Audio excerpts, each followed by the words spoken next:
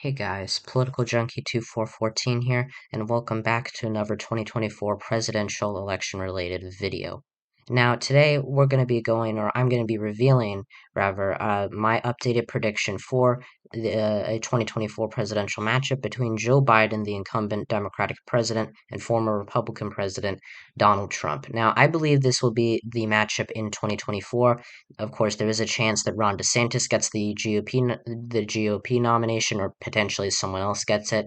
And there's a chance Joe Biden does not run for re-election, although I see both of those outcomes as pretty unlikely, especially, the possibility of Joe Biden retiring from the presidency. It looked like that was what was going to happen just a year ago, with his approval ratings in the dumpster and Democrats looking like they were going to be destroyed in the midterm elections. And while Biden's approval rating is still bad, he's still disapproved of by 10 points, Donald Trump is more unpopular, and his candidates clearly are not liked by the American public. We saw in 2022 that in almost every single competitive congressional, governor, Senate race, you name it, the candidates that were endorsed by Donald Trump lost, and they lost big, a lot bigger, than a lot of people expected. Even in the races like in Pennsylvania, where it was expected that Josh Shapiro would beat Doug Mastriano, I do not remember seeing anybody saying he would win by a 15-point margin. I was among those in the beginning that actually thought Mastriano might have a chance.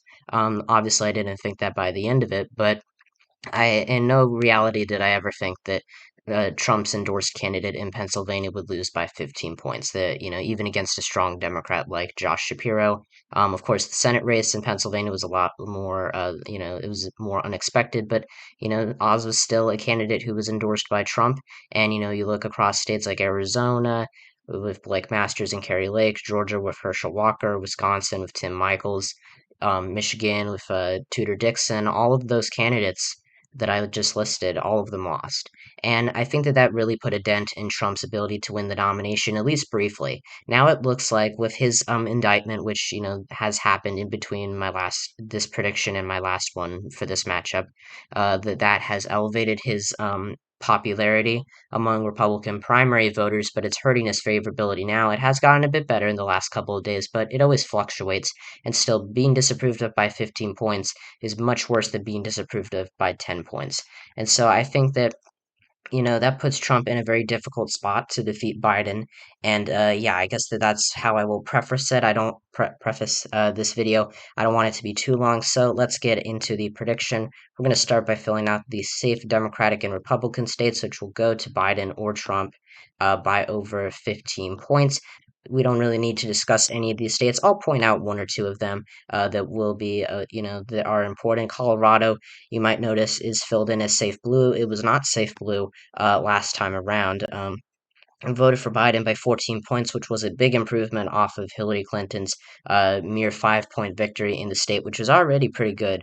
Colorado's been trending left for years, but it really looks like it has finally made its, it's finally reached its destination of being a safe Democratic state. There's some other ones that could be debated, like Oregon, but honestly, I don't think we're going to talk about that. Trump, there's some safe states too.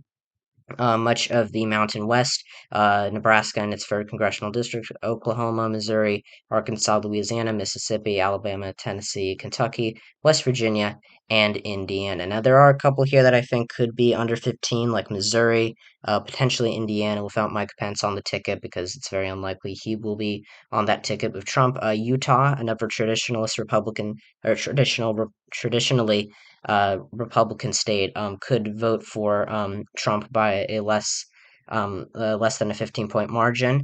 We saw with Mike Lee's Senate race in 2022 that when Democrats funded or put their support behind an independent conservative candidate, Evan McMullin, Lee was only able to win by 10 points. Now, Biden is a Democrat, Trump is a Republican, and I think McMullin's status as being an independent helped him win some conservative voters in Utah over that he otherwise would not have won um, if he was running under the Democratic label, although he technically was their nominee in a technical sense. In Montana, this could also be likely, especially if John Tester does very well in his Senate race, which I expect him to do pretty well.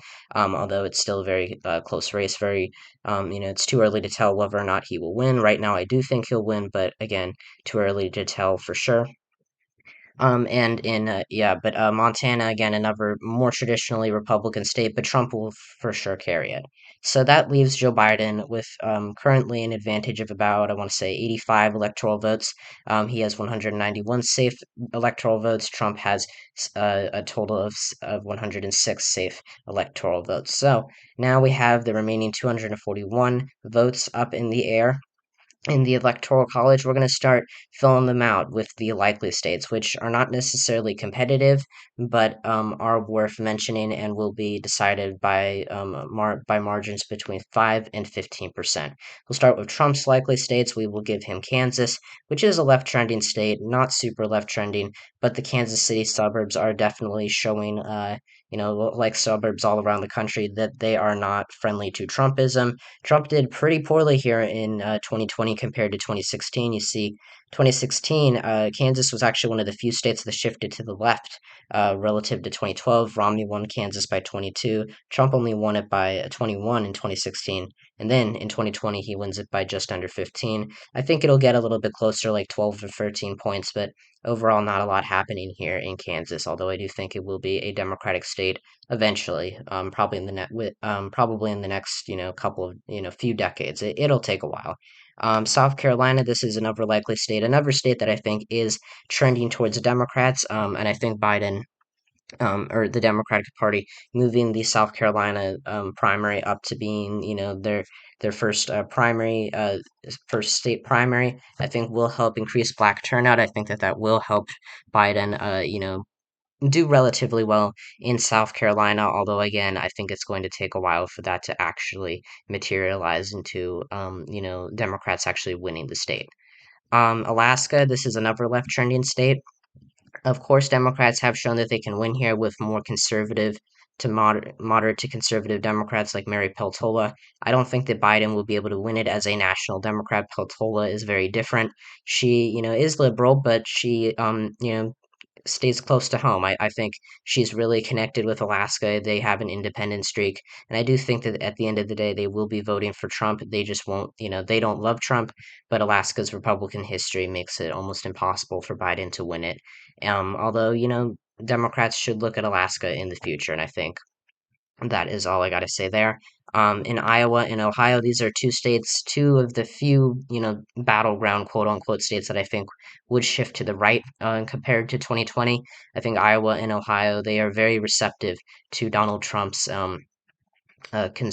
message, his populist stances, and I think that that really helps him, win these states by very impressive margins for a Republican. If you go back to 2012, you can see Barack Obama did so much better than Hillary Clinton and Joe Biden in these states. He won Iowa by 6, he won Ohio by 3, and then in 2016 you see these massive shifts. Iowa shifts, almost 6, I think over 15 points to the left and or to the right, sorry, and Ohio moves around 11 points to the right, and they barely shift in between 2020 and 2016, even as Trump did pretty poorly up here in the upper Rust Belt in 2020, that is. 2016, he did very well. He won those states. That's why he won the election. But as you can see, only barely did worse in Iowa and Ohio. Ohio was just a matter of 0.1%. He only did worse by in Ohio by 0.1%. So I think that that shows how rigid and stubbornly Republican these states are. I think that this is going to make it, in Ohio especially, this victory for Republicans at the top of the ticket's going to make it very hard for Sherrod Brown to win his reelection. I currently think he will lose. He will do a lot better than Biden, but I don't think that he will do well enough to win. Now, could he win? Of course, but this is a presidential election prediction video, not a Senate election video. We also have Nebraska's first congressional district. This is, the outer suburbs of Omaha. Second district is really the Omaha district in Nebraska. But this district, the first, has been trending blue for quite some time. It voted, if you go back to 2000, voted for Bush by 23, voted for in 2004, voted for him by 27. Then McCain just wins it by 10 in 2008, which, really brought down his margin in the state as a whole. He only won it by 15. It's odd to see Nebraska as a likely red state, but that's how it was. Romney does better and wins it by 17. Then Trump does, he wins it by 21, but then it drops to just under a safe margin, or just beneath the safe margin. And Democrats did very well here in the House special election last year. They didn't do well in the November election, but again, repeat candidate syndrome I think hurt Patty Pansy Brooks. Anyways, I think Trump wins it by 13 or 14, not too much, but not too, they're not too different from how it was before. And I forgot one likely state. Actually, I forgot two. One state and one district. Florida, Trump's not going to win it by 19 like DeSantis did, and even in a DeSantis versus Biden scenario, Florida would not be voting red by 19 points. But a lot of that had to do with Democratic turnout just being awful in the state in 2022. It was pretty much the worst that it could have gotten. And while Florida is clearly shifting to the right, I don't expect Trump to win it by double digits. I think he wins it by around 7 or 8. A lot more than he did in 2020, but still, he wins it by a pretty small margin, relative to DeSantis and Rubio. And then the final likely Republican state-ish, district is Maine second. This is a very, very Trumpy area. Does have a Democrat in Congress, a conservative one, Jared Golden, but he toes the party line on many issues, and he is proven to be an effective candidate for the party in this district. But on the presidential level, it's become very, very Republican, much like it's like Ohio and Iowa, the second district has been moving very, very, far towards Republicans, and I think that Trump would do slightly worse here than he did in 2020, but again, he still won it by 7 points. I don't really see it going anywhere. Then for Joe Biden's likely states, we have New Mexico, which I think would pretty much just stay the same. Minnesota, and I think Biden, one thing I will point out before it continues, that Biden, now being the incumbent, does have the advantage of Hispanics moving towards him, because if you're not familiar, Hispanics typically move towards incumbents, incumbents do better with Hispanics during their second, I guess, during their second bid for the White House than they did in their first. Just look at 2004 when Bush improved on his margins with Hispanics. That led to him doing, surprisingly well in the Rio Grande Valley, at least for the time being. Not so well compared to how Trump did in 2020. Then you go to 2012 when Obama did better, and so on and so forth. But anyway, excuse me. Anyways, New Mexico, I think, Biden wins it by relatively the same amount as he did in 2020, about 11%. Minnesota, Minneapolis suburbs will shift against Trump, which would cancel out his gains up north in, the more rural, traditionally Democratic but Republican trending areas in the state. Overall, I don't see Minnesota being attainable for Trump in 2024. Nebraska second. This is the district I was talking about when I was talking about the first one. It's an Omaha suburban district, and like Maine second, it does have a member, a congressional, or I guess a representative in the House that is from the opposite party. Don Bacon is the Republican representative for this seat. He toes the party line on a couple of issues. He's not that moderate, but he has a moderate appeal, and I think that really helps him. Although I do think Bacon would lose re-election, if his House election was held, for a similar reason to why Sherrod Brown would lose in Ohio. I think that Biden's coattails would drag a Democratic candidate over the finish line in that House race. But again, we'll have to see. In Maine at large, I think not a lot to say here. I think Biden wins it by 11 or 12, or maybe 10 or 11. 12's too much. New Hampshire, another state where Trump's candidates flopped in the 2022 midterms. Republicans, really, the only thing that they can tout in 2022 in New Hampshire was the governor's race, and even then, Chris Sununu is he is not a Trump Republican. He has, said that he would support Trump if he was the nominee, but he does not want Trump to be the nominee. He's been very critical of him, and he's a more traditionalist Republican. But in terms of the federal races, Maggie Hassan won her reelection against Don Bolduc, and Chris Pappas and Ann Custer won their House races against flawed Republican opponents who were endorsed by Trump in the primary. So I think New Hampshire, with Trump on the ballot, I think that it would vote for Biden by 8 or 9. It wouldn't be an overwhelming margin. It would be pretty similar to Hassan's. I think it'd be like 7 or 8, actually. But yeah, New Hampshire would stay relatively the same. And then the final likely state for Biden is the state of Virginia. Trump is just a terrible candidate for Virginia. He is terrible for the Northern Virginia suburbs. He's terrible for the Richmond suburbs. He's terrible for Virginia Beach. The only areas that he's really, that you can tout his success in, I guess, would be the rural areas. But even then, Virginia is a very suburban state, and that really hurts him here. I think Biden wins it by around 11 or 12 points. Trump, and I think Tim Kaine would do very well in his Senate race, especially if Biden is on the ballot. Kaine's going to outrun Biden pretty much no matter what. I think even against Glenn Youngkin, Kaine would still do very well. Youngkin was, in a governor's race, and Kaine is a much stronger candidate than Terry McAuliffe was. So, yeah, that's my word on Virginia. So, that pretty much brings us to the true battleground states. These are the states that I all think, the states that I haven't filled in, I think, are the ones that have a realistic shot at going either direction, although there are some that are clearly, in one camp or the other. So, we're going to start with the lean states, which will go to either Biden or Trump by 1 to 5 points. For Biden, we have Michigan. So, Michigan, was another state that was very good for Democrats last November. They won the governor's race, the Secretary of State's race, and the Attorney General's race, as well as the, all 3 out of the 4 House races that were considered competitive, and they won them all by a pretty strong margin. Michigan Republicans, really have to get their act together if they want to win here. I think that Trump really benefited in 2016 from yes, he did well with the working class, but he also got, there was also low turnout in the Detroit area, which, is a bastion for Democratic votes in the state. And I think that that was what allowed Trump to win Michigan in 2016. But again, Republicans have been doing worse and worse with working class voters ever since 2016. I think, you see in Michigan, especially, they did terribly, in the governor's race in Saginaw, Flint, and Macomb counties. They lost all 3 of those counties, which, are all pretty Republican leaning. Well, not Saginaw, but Bay and Macomb are clearly Republican leaning on the federal level. But, and with Democrats doing better and better in the western part of the state with Grand Rapids and its suburbs and the suburbs of Detroit, I think that it's safe to say Biden wins it by, 3 or 4 points. I don't think it's a lot. I don't think that that's too unrealistic. I think everyone's kind of on the same page when it comes to Michigan.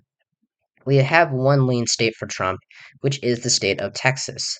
Now, Texas is a left trending state. I know that a lot of people say that it is not left trending because of the shifts in the Rio Grande Valley, but I don't think that's true. I think yes, the trends in South Texas are going to hurt Democrats short term, but long term, the trends in the suburbs towards them are still happening. There's this talk on the right that somehow the trend's slowing down from when you compare the leftward trends in the suburbs from 2012 to 2016 and 2016 to 2020.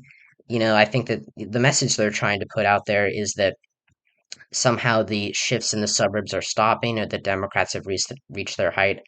The reason why Democrats did so badly in Texas last year is because they had terrible turnout from, Houston, San Antonio, so many of those urban centers that give them such a boost, and as well as Republicans doing well in the suburbs. I know Greg Abbott is not, is far from a non-controversial figure, but in Texas, on the statewide level, he is pretty respected. He is still, he is not as popular as he was 4 years ago, but he is still a respected governor from the state of Texas, whether you like him or not. And so I think Biden would improve in most areas of Texas. I think he would still do worse in the Rio Grande Valley, but he wouldn't do 50 points worse than he did in 2020. I think that those shifts are not going to be replicated again. I don't think you're going to see such large shifts in those Hispanic counties down by the Rio Grande Valley, and they will shift right most likely. They might shift left, but either way, I think Trump wins Texas by 3, which could put Ted Cruz in some danger in his Senate race if Democrats find a good candidate. But either way, I think Texas will stay red for the time being, although keep an eye on it in the future because it is going to go blue eventually. We will go to Pennsylvania, another good state for Dems, as I was talking about at the beginning of the video. much like Michigan, Pennsylvania's working class has been trending away from Republicans for the last couple of years, at least as it seems. Democrats have been doing well in Scranton while keeping their numbers, or increasing their numbers, however, in the suburbs as well as in Pittsburgh and its suburbs, which I think overall gives them a pretty good cushion statewide. I think Biden wins Pennsylvania by 3.5 points. Not 3.5. I think that's a little too much. Maybe 2.5 to 3 points will not be nearly as large as Oz's defeat in Pennsylvania. I think that in some part had to do with his poor turnout in the rural areas.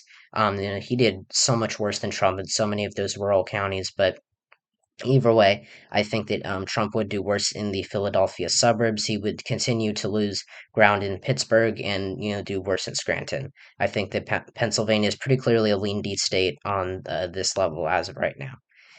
We will go to Georgia, which again is not a fan of Trump Republicans. They are, more of a traditionally Republican state. We saw this in November, where Republicans on the House level, they won the popular vote by, I want to say 4.5.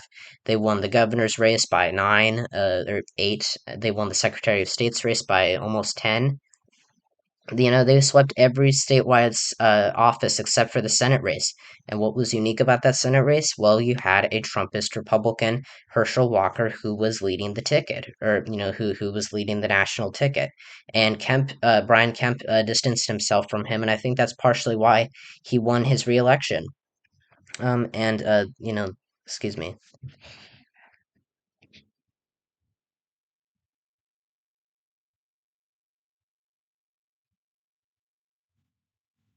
Sorry about that. But yes, Herschel Walker was a very bad candidate for, the state of Georgia. He was terrible for the suburbs.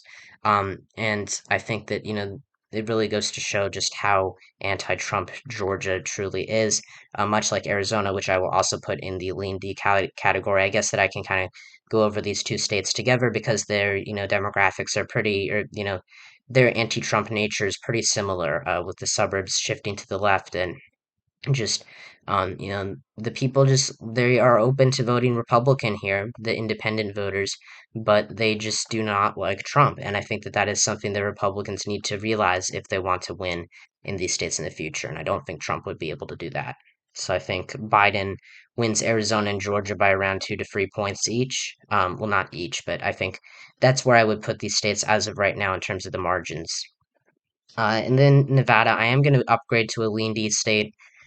I don't think enough people talk about the struggles in Nevada with the Hispanic turnout that plagued the Democrats in 2022, and even then, they still did much better than they should have. They were working with a Trump plus 5 electorate, and yet they still won the Senate race with Catherine Cortez Masto, and they barely lost the governorship, even against a strong Republican and a pretty weak Democrat in Steve Sisolak, who was a very unpopular, yes, he had a good performance in 2018, but again, he still did worse than Jackie Rosen in that Senate race.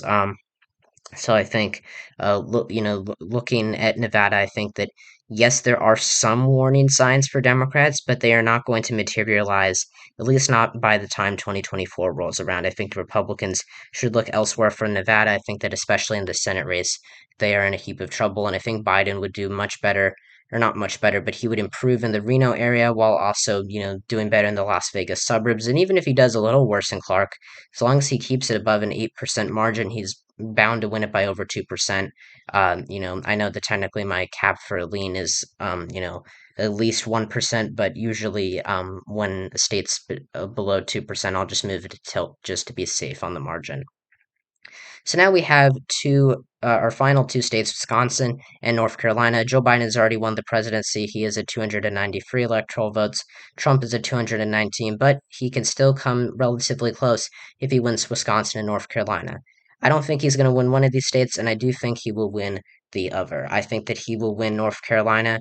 I know there's been a lot of talk about Biden winning the state as of late, and I think I can understand that. I think it's a state that is ultimately trending blue, but it has such a stubborn Republican history as a swing state, much like Nevada's stubbornly Democratic nature, that I think it would feel wrong for me to give it to Joe Biden. I think that North Carolina, yes, the suburbs are trending left. Yes, most of the urban areas are looking very good for Democrats, and that could easily give Biden the state.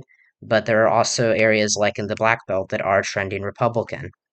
And I think overall, it's just not a good idea to bet against Republicans in North Carolina. Look at the Senate race in 2020 when Cal Cunningham looked like he had this race in the bag against Tom Tillis, and yet he still managed to lose. I understand he had a scandal, but still, I think when you see the persistence of the Republican lean in North Carolina, you kind of have to look at that and take that into consideration. So I think that I'm going to keep North Carolina as a tilt Republican state. On the other hand, I think Wisconsin goes to Joe Biden. I think Wisconsin is a state the Democrats have been doing increasingly better and better and better in as of late. They won the Supreme Court race, a week and a half ago by 11 points. Now, do I think Biden's going to win Wisconsin by 11 points? Absolutely not. I think that Trump is a much better candidate for the rural areas than Dan Kelly was. And Supreme Court races are more nonpartisan, but they were, Protasiewicz and Dan Kelly were both, clearly, aligned with certain factions, certain political, certainly were aligned with certain political parties. And yeah. So I think Wisconsin right now, when you're looking at the shifts in the Wow counties towards Democrats, that keeps Trump from doing well enough in the rural. That cancels out his gains, potential gains, that is, in the rural areas, in the driftless area. And I think Biden does well with Milwaukee and Madison turnout, and I think that gives him about a point to a point and a half win. Could be a lean, technically that would be a lean margin, but again, this is just being cautious. So I think that that's it. Joe Biden will, in my opinion, if he's up against Donald Trump, I do think if the election was held today, Biden would win a second term with 303 electoral votes to Trump's 235. Technically, technically Biden loses a couple of electoral votes, but in terms of the states, none of them change. This is pretty much a copy of the map from 2020, except for a couple of changes in the margins, but redistricting is really what makes it so that Biden wins, doesn't win 306 electoral votes again. I think that, talking about Trump's candidate quality, I think that he is one of the worst candidates Republicans could put up, but also the most likely. And I think if Biden does do, as well as I project him to on this presidential map or better, I think that Democrats will win back the House and may even be able to hold on to the Senate because remember, they can afford a loss of one seat if they have the presidency. Now, if they don't, they can't afford any losses with their 51 to 49 seat majority because then a Republican vice president would break the tie. But as of right now, I think this would be the matchup, and that's good news for Democrats in the Senate and the House because I think the Democrats would do well down ballot and Trump would drag the party down in many key swing states and Senate races and congressional districts. So thank you guys so much for watching this video. Make sure to like and subscribe to the channel if you haven't already. Again, I think Trump could win? Potentially. It's not impossible, but I do not think he would win as of right now. Just wanted to put that out there to make it clear this is not a final prediction. This is not, a forecast of what will happen in the future. This is what if the election was held today. But anyways, thank you guys so much for watching the video. Make sure to like the video if you liked what you saw. Subscribe, turn on notifications if you want to see more content like this, and share it with someone who you think would enjoy it. Check out my non-political channel Interactor127 and my comrades channel Growling666, and I'll see you guys next time when I talk about all things politics. See ya.